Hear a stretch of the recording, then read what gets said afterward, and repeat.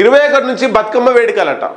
మన రాష్ట్రంలో తెలంగాణ రాష్ట్ర ప్రభుత్వం సాంస్కృతిక పర్యాటక శాఖ మంత్రి జూపల్లి కృష్ణారావుకు సంబంధించి ఒక పెద్దగా గిన్నిస్ రికార్డు సాధించేలా ఒక ప్రణాళిక రచించిర్రు ఈ బతుకమ్మ పండుగకు సంబంధించి. 28న ఈ నెల 28న ఎల్బీ స్టేడియంలో పెద్ద ఎత్తున ప్రోగ్రాము నిర్వహిస్తున్నట.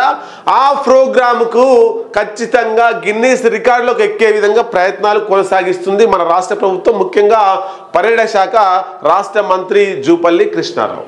వరంగల్లో 1000 స్తంభాల గుడిలో అధికారికంగా ప్రారంభించిన తర్వాత 27న ట్యాంక్ బండ్ వద్ద పెద్ద ఎత్తున బతుకమ్మ కార్నివాల్ చేస్తారట.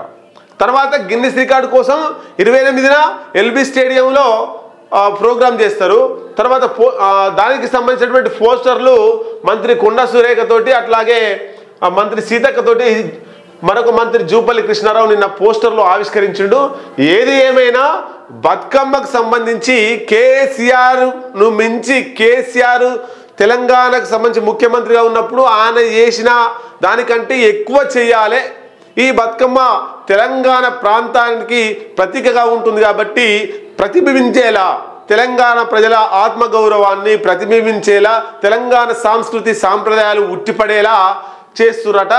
ఏం జరుగుతుందో మనం చూద్దాం. మొత్తం మీద గిన్నిస్ రికార్డులకు వస్తుందా రాదా అనేటువంటిది కూడా చూద్దాం. ఇంకా వేరే కాళ్ళు ఎంగేజ్ వస్తుంది. మొత్తం మీద గిన్నిస్ రికార్డ్ అంటే కేసీఆర్కు సంబంధించి కవితతోటి బతుకమ్మ సంబరాలు చేపించేది. కవితనే ఈ రాష్ట్రంలో, ఈ తెలంగాణ ప్రాంతంలో కవితనే ఈ బతుకమ్మ ఉత్సవాల్ని తీసుకొచ్చింది. ఆమె వల్లనే బతుకమ్మ ఉత్సవాలు ప్రారంభమైనాయి. ఆమె లేకపోతే ఇక బతుకమ్మ పండుగే లేదు.